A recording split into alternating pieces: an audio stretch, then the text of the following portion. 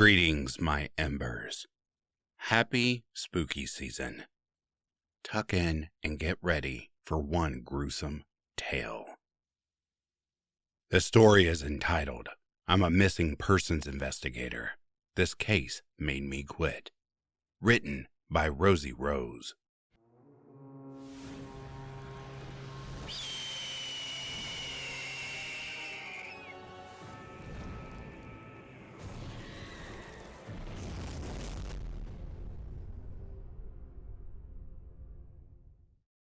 Just a little information for you all before I tell my story. My job is to find missing people. Families and police stations usually call me, and others like myself, to find said people. Over the course of my career, I found quite a few people, but some I've never been able to find. Despite that, I took pride in my job because I could find and help people. But after this case, I haven't been the same.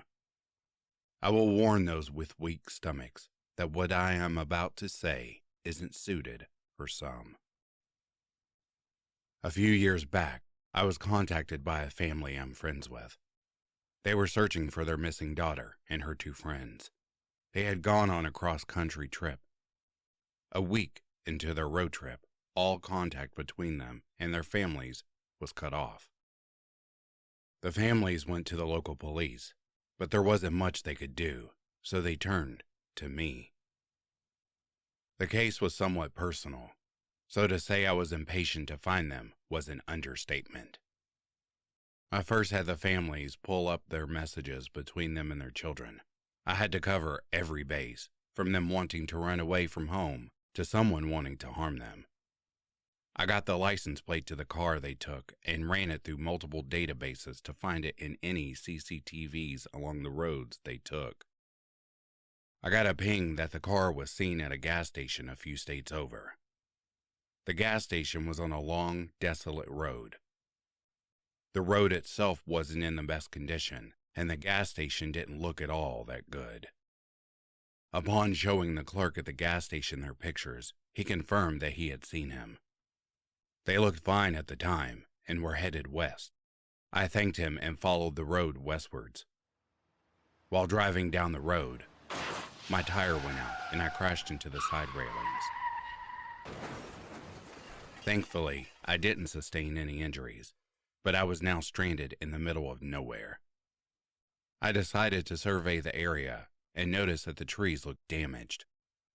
The sun was setting, so I grabbed my flashlight and peeked over the edge of the railings. Perhaps the car went off into the gully. I placed the flashlight in my chest pocket and climbed down the hill. At the bottom of the hill lay a wrecked car. The car looked so heavily damaged that they shouldn't have been able to get out, but somehow there was no one inside. Though dried and nearly concealed by foliage, there were some blood splotches. I went to my radio to call for some police officers and an ambulance, but to my dismay, all I got was static.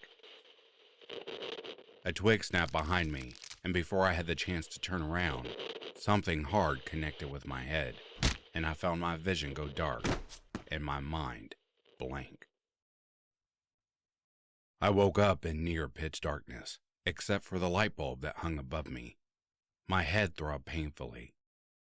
What the hell happened?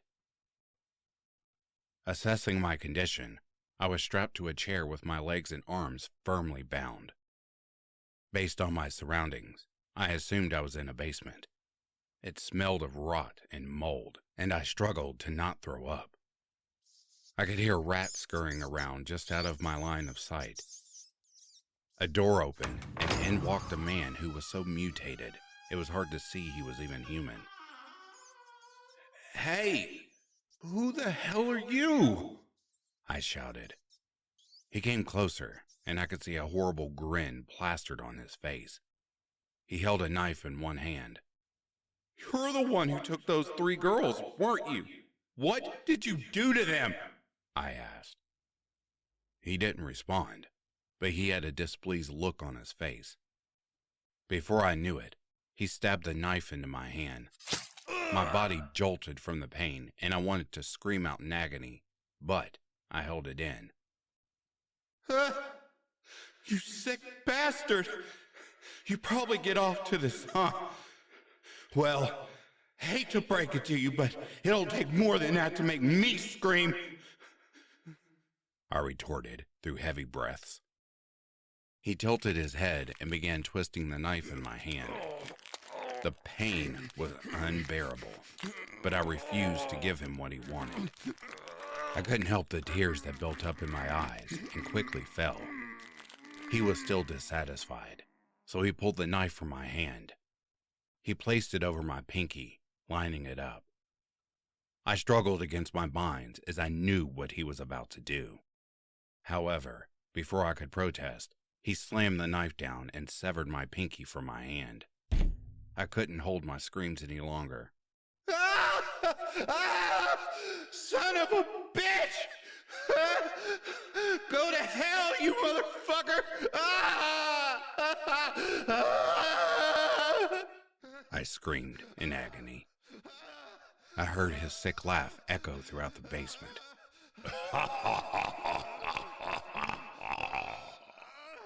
Got you. I'll be taking this.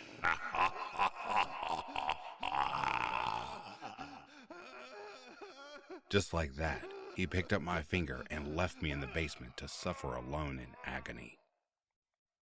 The pain clouded my brain and made it hard to think straight. Blood still poured from my hand, coating the chair arm before dripping to the floor. After what felt like hours, I passed out from the pain and blood loss. I woke up once more and saw that my hand was bandaged with a dirty cloth. I looked up to see a horrific sight. In front of me sat a table with human body parts laid on it. The body parts were so mutated, you almost couldn't tell it belonged to a person. I gagged at the sight. He's a fucking cannibal? In his hands were a bowl and spoon. He was stirring the spoon in the bowl and turned towards me. Upon seeing I was awakened, he came over to me.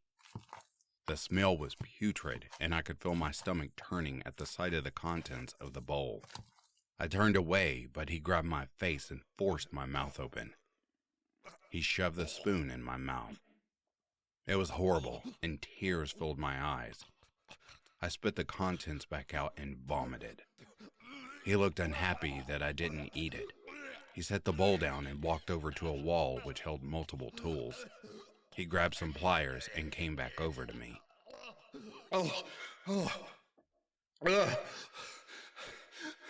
What are you gonna do? I asked, breathless.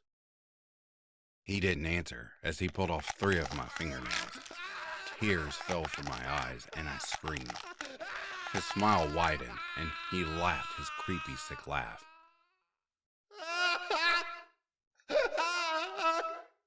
You son of a bitch! I yelled. He didn't mind me and simply grabbed my fingernails, leaving me alone once more. Blood dripped from my fingertips. I hung my head low from exhaustion. Just how long have I been here? Out of sheer desperation, I moved my injured hand, and much to my surprise, it was easier to move than my other hand, perhaps due to the blood that coated it. I twisted and turned my hand slowly, releasing it from its bindings a little at a time. My hand and arm ached from the tight pull of the bindings, but after what felt like forever, my hand was free. I panted from the pain and held my hand close to my chest to relieve some of the pain. I then released my other hand and feet from the bindings. I rushed for the door, but it was locked. I searched around the basement, the dim light of the bulb being my only salvation. In one of the corners, I found a flashlight in a box. I flipped it on and was able to see considerably better. The basement floor was covered in old bloodstains and rotten pieces of flesh, presumably human flesh. I dry heaved and focused on finding a weapon I could use. Unfortunately, whenever he left, he took his tools he had on the wall with him. I searched around and miraculously found a crowbar he left behind. I unscrewed the light bulb from its socket and fell into total darkness except for the light from the flashlight. I hid in a concealed area behind the door and waited for him to come back. After a while, I heard heavy footsteps and readied myself in the encompassing darkness. The metal door screeched open, and he stepped into the basement. Perhaps due to the unexpected darkness in the once poorly lit basement, he paused. I used that to my advantage and swung the crowbar as hard as I could against the back of his head. He grunted and fell over. I ran up the stairs, tripping over some uneven boards, and came out into an old, run-down, and decrepit house. I rushed through the house and barged through the front door. I ran into the chilly night air. I could hear sounds from within the house, and dread filled me. How was he up already? I ran blindly through the woods, tripping over tree roots and slipping on leaves covered in dew. I stepped on something cold and metallic, and before I had time to react, it clamped down on my leg. The bear trap broke my leg in several places, and I screamed as I fell over, blood pouring from my leg. I could hear movement in the woods from the direction I had come from. I knew it was him. I pried the trap open and thankfully got my leg out. My leg was messed up beyond belief. It was mangled, and I could barely stand on it. The noise got closer, so I forced myself to run. This, however, didn't work, and he appeared right behind me and tackled me down. He had an ice pick and was trying to stab me with it. I struggled with him and managed to knock it out of his hands. I kneed him in the gut, which released his hold on me, and I scrambled for the ice pick. He grabbed my mangled leg and dragged me back to him. I yelled in pain as he flipped me over and began strangling me. I couldn't breathe and felt my consciousness slipping as I blindly grabbed for the ice pick. I felt the cool metal and saw a ray of hope. I grabbed it in my hand and with one swift movement, stabbed it into his neck. I pulled it out as his body recoiled. His blood squirted out onto me as I breathed in once more. He fell back onto the ground, making a gurgling noise. I struggled up and continued limping onwards. I soon found a dirt road which led to the highway. I collapsed on the side of the highway just as a car spotted me and pulled over. The person rushed to me as I succumbed to the darkness.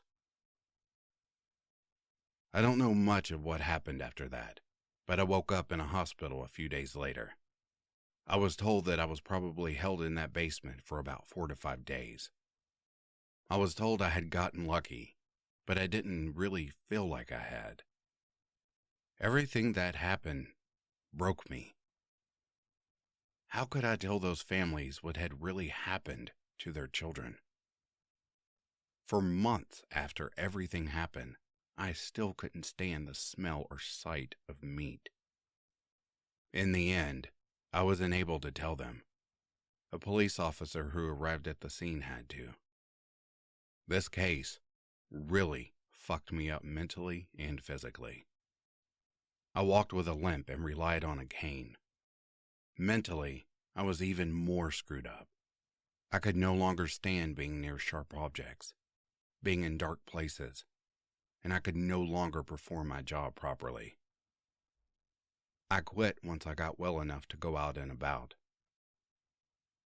I'd like to say that somehow I'll get over this, but even after 4 years, I haven't mentally recovered from it. I'm not sure why I decided to share this. Maybe I just needed to let it out. But stay safe nonetheless, everyone.